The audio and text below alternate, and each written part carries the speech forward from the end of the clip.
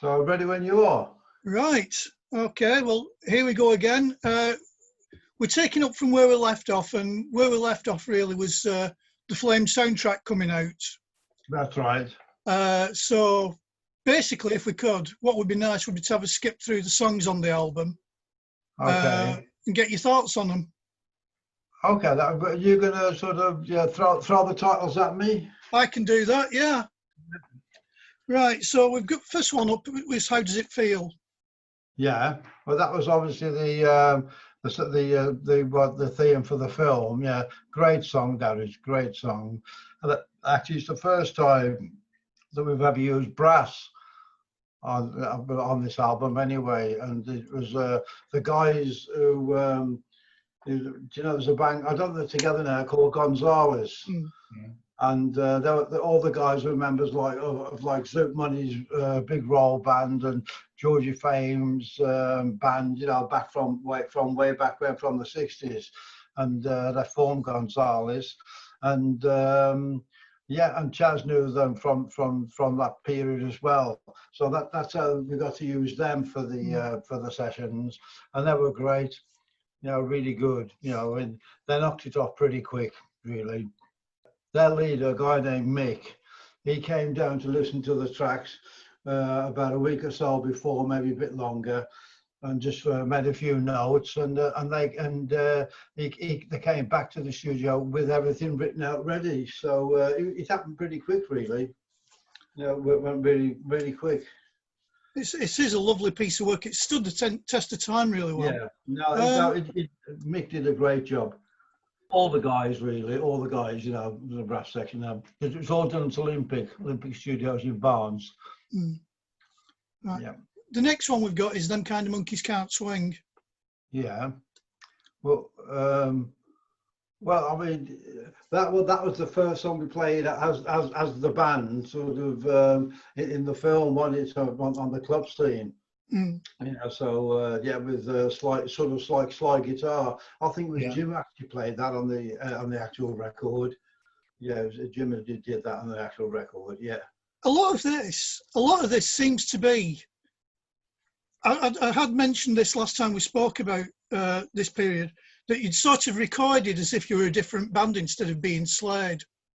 Well, sort of, but it was meant for, as you know, obviously for the film and some different things. But we never sort of, the actual songs, are quite a bit different from the normal Slade stuff. Yeah. And plus the fact, like we said, of having brass obviously with us as well. So it was a different approach, and I suppose we had in the back of our minds about that it wasn't Slade, it was for like the bands in the films. Yeah. The next one up was So Far So Good. Well, that was done when we sort of going to the pirate station, wasn't it? That was sort of it was on the boat going out, which is it was not very nice on that boat. I seem to remember that H threw up. I don't think he threw up, but it wasn't him that actually climbed the ladders, to go up to the pirate station. It was one of the lighting crew who put H's jacket on, and he climbed it. And if you watch me going, I was the first one up, and I went up step by step. It wasn't a nice experience. It was sort of like straight up, and just like the iron sort of, wrong sort of going up. Yeah, it wasn't a good thing. They wouldn't do that now, would they? A group of your caliber nowadays. I don't know. Well, I don't know.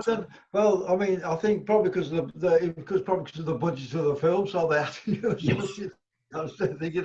And but like you said, I mean, probably unions probably wouldn't let us do it now. No. Really. I mean, there's a few things in the film where the union stepped in, sort of thing. And I think the biggest thing, I don't know whether we'll come to that. I'll just have a look. Is the crash in the. In the film, when we had the car crash, I mean, that caused a bit of a hoo-ha because of for obvious reasons, sort of. Well, I don't even got. But do you want to talk about that now? Or? You can do, yeah. Yeah. Yeah, well, what happened was we had the stuntman because it was like obviously a night shoot, and all the barrier and everything was all built up, specially, for him to hit, and got the stuntman in.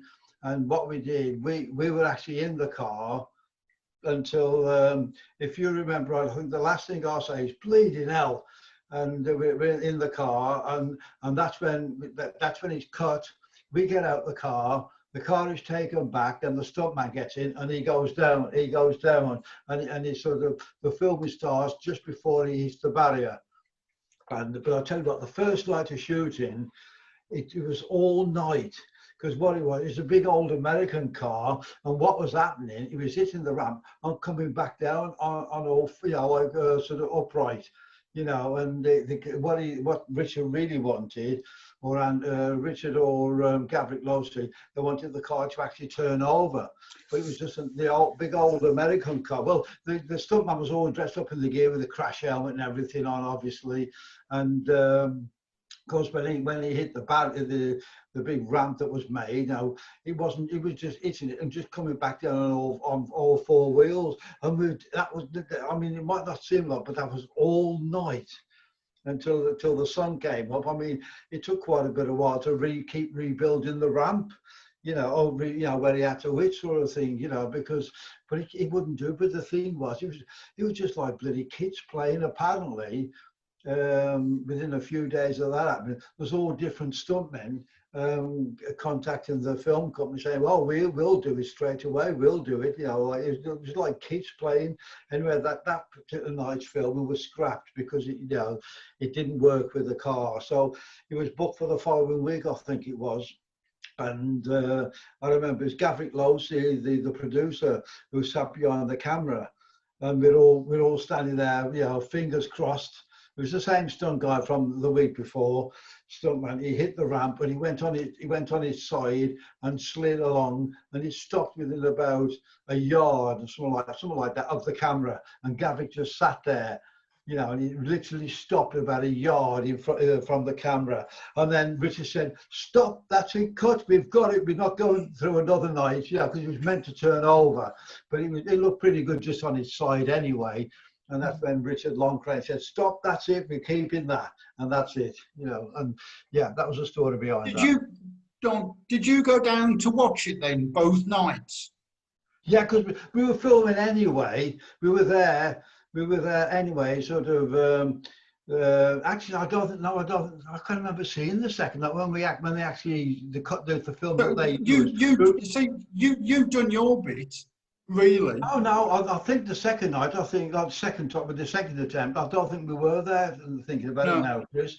I think, like you said, because we'd done our bit, the film it up to it, and the last thing I say is bleeding hell, and that's when we sort of hit the. I just thought it was sort of down to your sort of not knowing anything about films. This is great, let's go and watch and make a film. If he was a part of that as well, Well, we were. I mean, it was great watching all the different things going on. I loved it, sort of watching, because I've obviously never been involved with anything like that before. So it was just a great experience. But like I've said in many interviews, the only trouble is, though, it spoils you now for going to see a film, because you know how things are done. I don't know whether I've mentioned the story before, because a few of the crew worked on Zulu. The big African film. And when the camera pans across on the top of the hilltop, and there's like thousands of Zulus. There's only a few hundred. As soon as they went out to shot that side, they ran round the back and put a different headdress on and stood on the other side. So I think in general, I think it's about a couple of hundred Zulus, but it looked like thousands, but they kept on running behind and jumping on the with a different headdress, sort of thing. That's what I mean. It spoils you for seeing films, when how things are done. But still great fun. No, brilliant. Next song we've got is Summersong. Yeah, that originally was a contender for a single for the summer, obviously. But I think we thought it might have been a bit too cheesy having a Christmas record out and then having a summer record out. You know what I mean? Mm. So I think that was the reason why that was actually shelved. It's very Beatley. Yeah, a lot of the stuff were. I mean, we were very much influenced by the Beatles anyway. You know, I mean, I've got to admit that. You know, There's worse things to be influenced by, though. I mean, if you listen no, to Hard Day's Night and Help, they're just wonderful. Ringo influenced me a hell of a lot with what he was playing, and it was great actually when I did that show with him when he was my singer, and when we sort of doing the things. And I didn't like to ask him about the Beatles because I thought he must be so pissed off about being asked about the Beatles all the time, you know. But it was okay. It was all right. It was great to talk. I mean, what do you think about it? I mean, that was the biggest thing that will ever happen as far as bands go.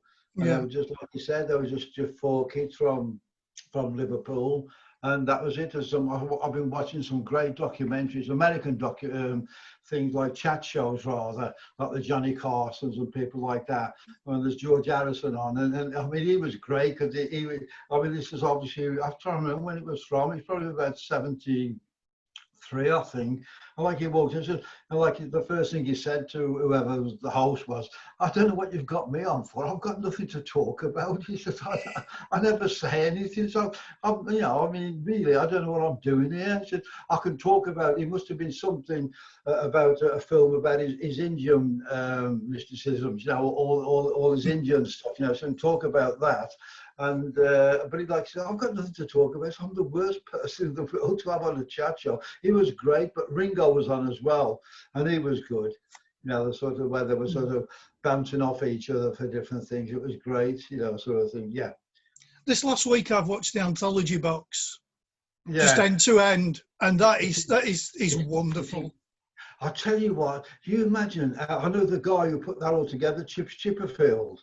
Yeah. Right? I mean, can you imagine how long it took to get that, and also the clearance of a lot of that stuff, you know, sort of thing. I think one of the interesting things I remember at a time, but never really took much notice. I didn't really understand.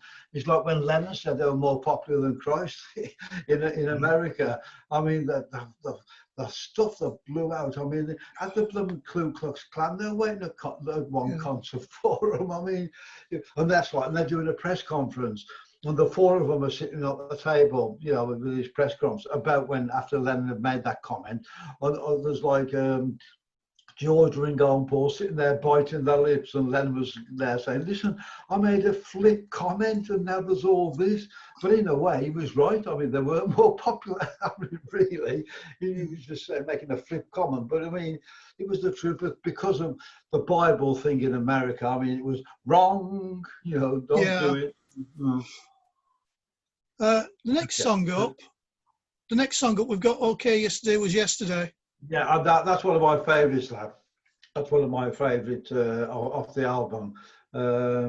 Yeah, I mean, sort of, what can I say? Sort of, but all the songs really, I really got off on, and yeah, you know, sort of, you know. And we've already talked about "Far, Far Away," but I mean, it's why was that not a single in America? Why wasn't it? I don't know. I've got no idea, but I think a lot of the time it was the American companies that they actually decided what was going to be a single. They decided on the single releases, you know, sort of. But yeah, but I've been talking to a lot of American guys from that time on FaceTime sort of thing, you know. It was around that time, and they're all aghast that we never made it. And the next song up is one that's not very typical of Slade, and there's a bit of controversy about it because it's This Girl, and there was another version of it in the film with different lyrics. Can you remind me on that? It's the one with Nod in the Coffin. That's right. But when you with the lyrics, what are you saying about the lyrics? It's got different. It's just got different words to the record. That's all. I don't really know. I should have a listen. I don't know. But yeah, but I think there's a few changes. I think that's when it's like the Juice of My Spleen, which is This School and things like that. Isn't it? What was that, Chris? It's This School, isn't it? You know, GHUOLE. Yeah. I don't really remember. I had to have a listen. I didn't realise that there was different lyrics from the film to the actual soundtrack. Yeah, you'd have to watch the film to hear the different version. Yeah, I just have to spin through it now. Look, I can't sit through it all again. I just have to fast forward to that bit. Yeah, that's the thing. But I mean, I'll tell you what, though, it's great because when we had, I can mention these few bits. I don't know if I mentioned this before, but like the thing in the jail thing with me and Alan Lake, when he snatches his plate away from the toilet. Well, I didn't know he was going to do that, and I just burst out laughing. And of course, it was an actual jail cell, and the camera was literally about a yard away from us. There was like Richard, the director, John Stanier, the cameraman, and I think that was it in the cell. And of course, like when he did that, I just burst out laughing, and so did Richard and John Stanier. But of course, that was it. Then that set it. After about 4 hours, because we started laughing before he even did it, if you know what I mean. So I said, listen. So I said to Richard and John Stanier, I said, switch the camera on and just leave the cell because I can't do it, you know. And if you watch that scene, I've got my head down. The only way I could do that scene, I've got my head down because I couldn't look up because I was laughing.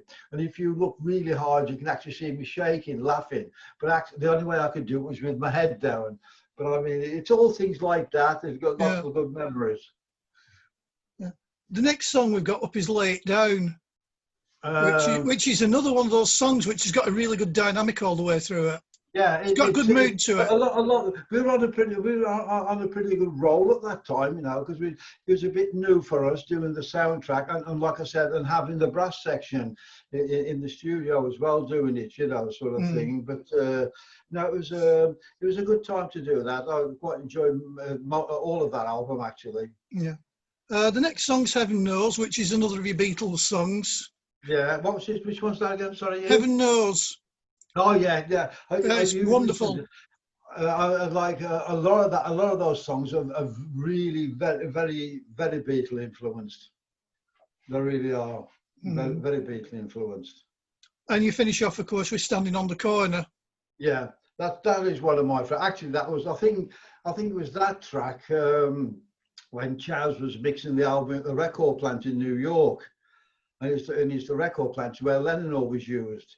Of course, like Chaz and Lennon known each other from the 60s, you know, with the Animals, the Beatles and the Stones all around together. Apparently Lennon went in to say hello to Chaz just as that record was playing. That song was playing. And Lennon he said his hello to Chaz, it was still playing. And apparently Lennon says, yeah, I like that singer. He sounds like me, and then walks out the studio. I think it was a great compliment for Nod, that. Yeah, you can take that one, can't you? I've never forgot that. Chas told us, I like that singer, it sounds like me, and then walks out. Yeah. Well, I mean, as a vocal performance, it's incredible. Yeah, a lot of that stuff with Nod, I usually find it was always the first take. Incredible, really.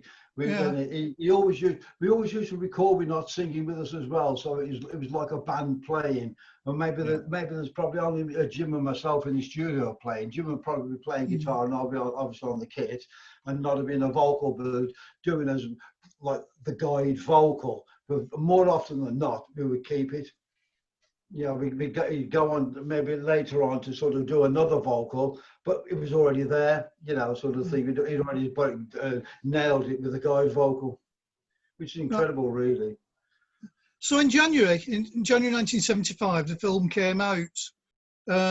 You went to some of the film premieres around the country because it was done in some of the theatres around the country and cinemas. What were the reactions like from people you knew? A bit mixed. You know, sort of thing. I'll tell you what, I was talking, I don't know if you mentioned this before here, at the actual film premiere. And it was in London when it was at the proper film premiere.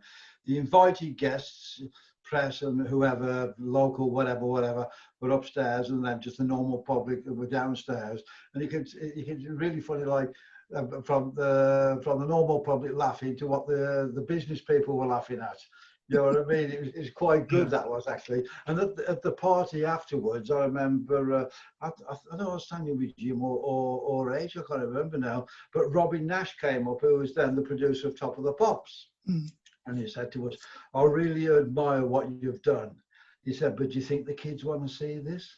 meaning like the arguing, the breaking up, and the actual business things. And we just sort of obviously defended the film, but I know exactly what he meant, and that was a general opinion.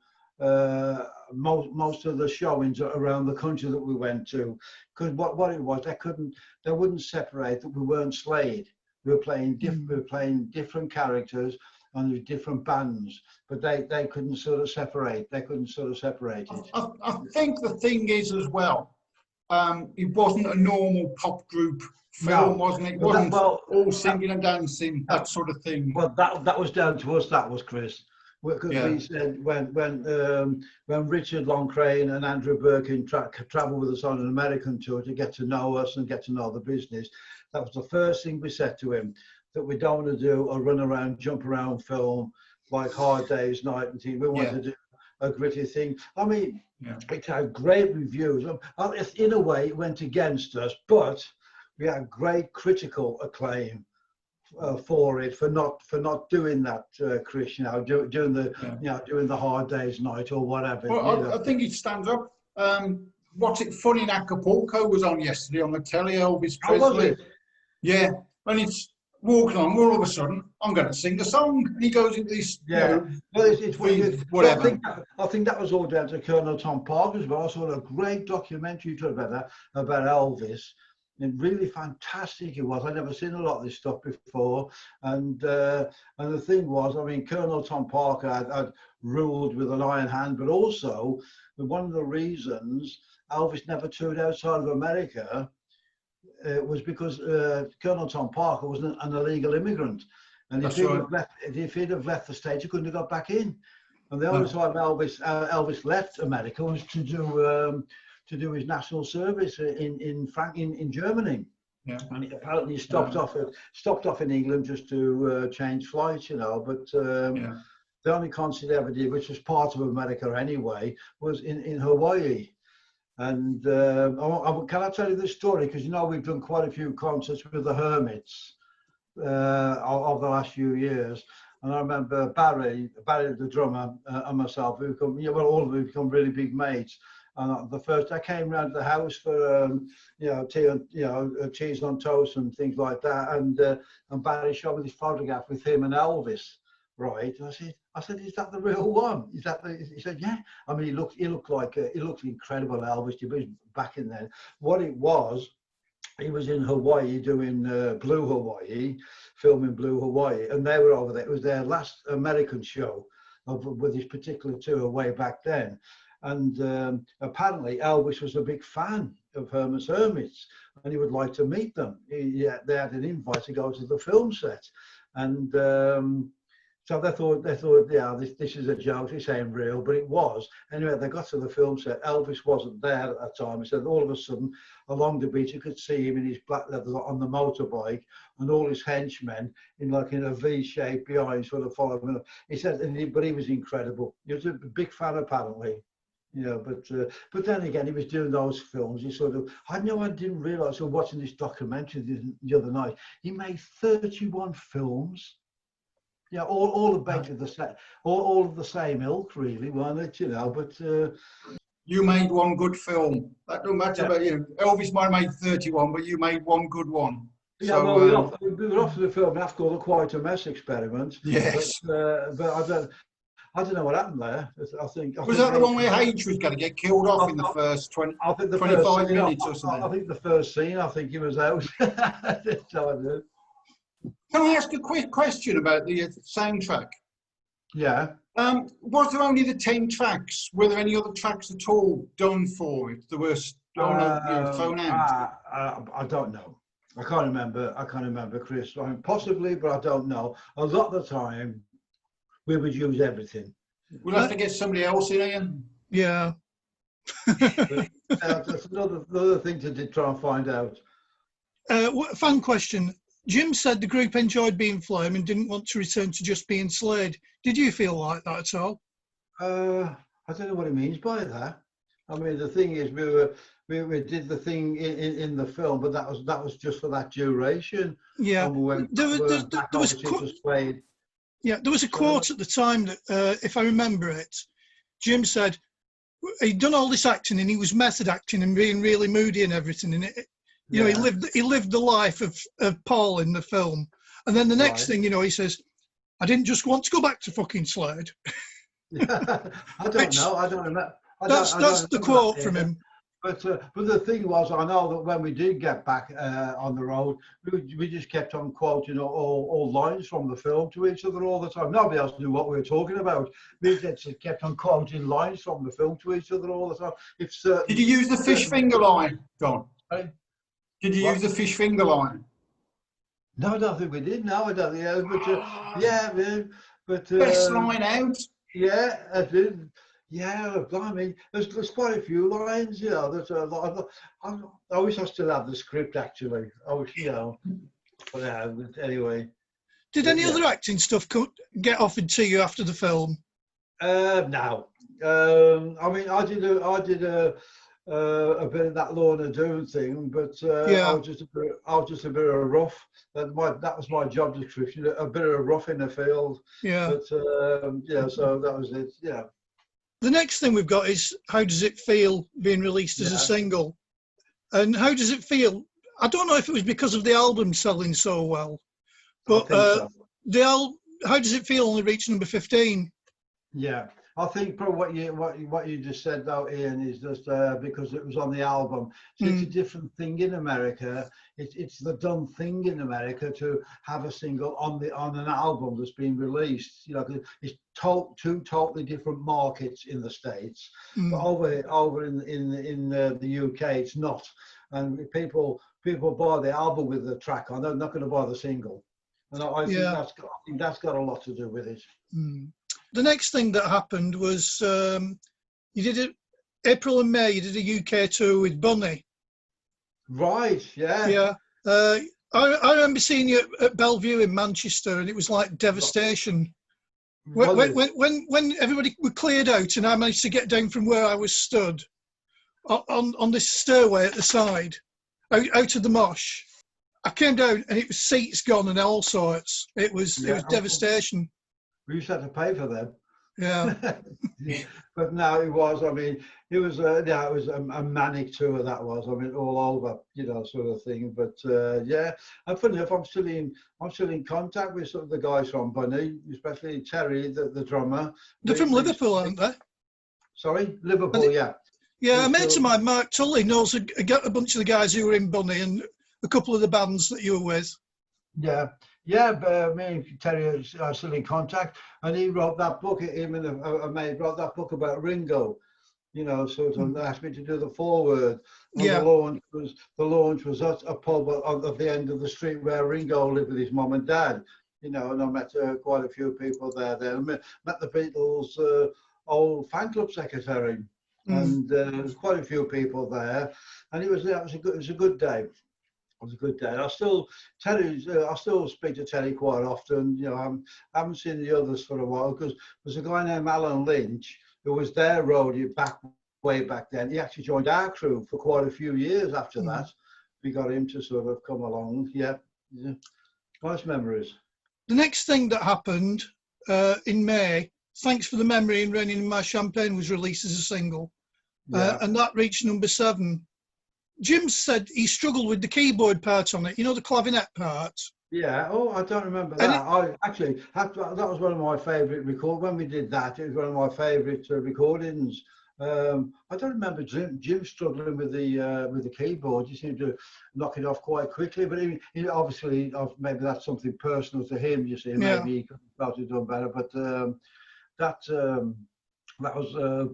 I really enjoyed recording that particular song. Yeah. Good thing to record. What did you think of it when the controversy about the lyrics came out and Noddy had to change the words on a couple of lines? Well, it was doing that all the time.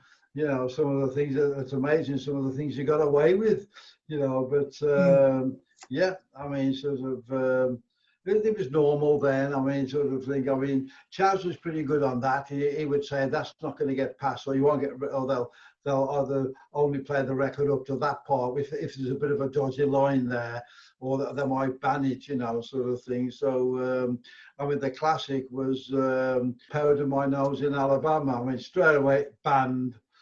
Well, I tell you what, we did Top of the Pops. We did a few things with that, and it wasn't until somebody caught on, and that was it. It was pulled. It was pulled straight away from the radio playlist.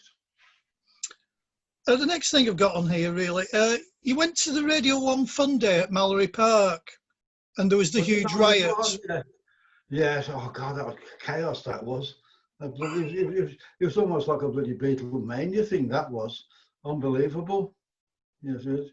Yeah, a bit scary actually. A bit frightening. Yeah. There was a tale going round I heard about that where Nod was there as well, and everybody were chasing the rollers. The rollers got on a boat and went into the middle of a lake or something to get away from everybody. And Nod was stood there at the side with all these girls round him, and they were all looking at the rollers. And Nod apparently said something like, "This will happen to them one day." They'll be stood there with everybody around you. For the rest of the year, you're in America with ZZ Top and people like that, and Black Sabbath, Aerosmith, Kiss. They were all heavy acts. You should have really done well out of those billings, shouldn't you? It was actually. I mean, the Black Sabbath thing was good, and so was the Kiss. ZZ Top was a great tour. I mean, the thing is, we were told about ZZ Top that because over in the States, whoever's top of the bill, it's their show. So they decide, it's their PA or that kind of their lights, and they decide however long they want to do a sound check, and the rest just take whatever's left. And we were thinking, oh, we're going to get nothing here, but they never did sound checks. They never did sound checks, and we could have as long as we wanted, and they were really great blokes. They played at the Civic Hall in Wolverhampton. They played, of course, like H arranged to go up there, and he arranged to go and say hello to them. He was waiting outside the dressing room, and apparently Dusty Hill came out, and H was there. How are you, Dusty? Remember Slade? I'm Dave Hill from Slade. We did quite a few shows with you in the 70s. We did quite a bit of touring with you. And apparently Dusty was there, like rubbing his beard. I'm a little bit fuzzy on that one. He hadn't got a clue. He don't remember anything. And apparently Billy Gibbons came out. He was the same. Half the time in American bands, whoever's top of the bill, they never turn up until they're due to go on stage. I mean, that's really, and they never bother with whoever's else is on the bill, sort of thing. So, because I remember they never did sound checks, and their crew says to us, "You can have as long as you want to." They never do sound checks. So, with all this thing about relocating to America, were you all happy to do it, or were there any second thoughts about it? It was. We hadn't got much else going for us anywhere else, and America was the only territory we hadn't really cracked. So we were trying.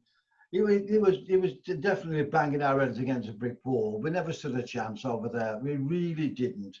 And we had a bad name, or not a good, because of the very first one or two tours, because we were billed as like the new Beatles, from England and all. Wrong. It's the worst thing you can do, especially in America. And we were basically banging our heads against a brick wall. Certain areas were good for us, but we were on some strange bills sometimes, sort of when we did the touring. But no, it was we could never get radio play for a start off. That was that kind of thing. I mean, I could go on forever, but the thing is, How's It Feel got a lot of radio play, especially around the New York area. It did get a lot of play. How's It Feel? Yeah, I mean, you had a couple of strongholds in America where you did quite well.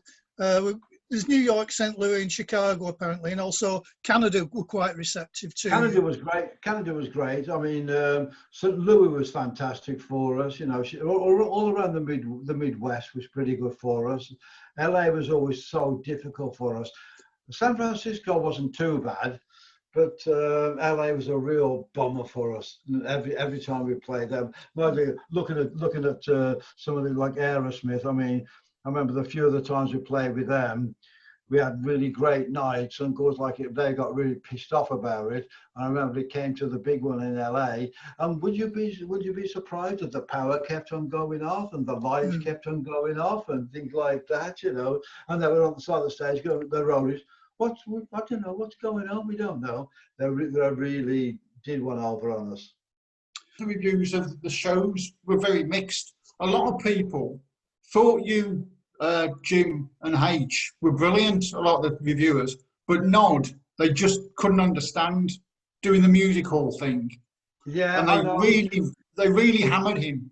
Yeah, I know. It was a weird thing, you know. It's because we were trying to do the English actor over there, you know, so, and it wasn't working, you know, they just didn't understand it, you know, and no was doing the thing. It's like, I mean, you see people like Robert Plant standing there like the real rock god, you know, and he's from West Bromwich, you know, sort of thing. And so, you know what I mean? So the research before we went was never done. You know, we went across with the English thing, you know, and it was all wrong. It was all wrong, Chris. You know, we should have worked it out a lot better. John Bonham. Yeah, the best ever. Now, In Dallas. Dallas, that was, well, I'll tell you what, I made contact with the guy who was in Dallas, who was actually at the show. It was Jimmy Page as well that was throwing fruit at us. Because this guy was there, he was telling me, he says, Robert Plant was chatting groupies up. He said, I don't think John Paul Jones was at the show, but it was Bonham and Jimmy Page that was throwing the fruit at us, and their tour manager. You know, I mean, that was, I mean, we weren't having too bad a night, but we thought, what's all this going on? And then we came off stage, and who walked in the dressing room after? Robert Plant and John Bonham says, you bastards. It was we do then, you know. But this guy was telling me, he said it was actually Jimmy Page and Bonham that was throwing the fruit. Brilliant. Right. Well, I think our time's going to go, Don. So thanks very much for this evening. Nice one. So get another one set up, all right? We will do. Yes. We'll do. Yeah, it's really good, mate.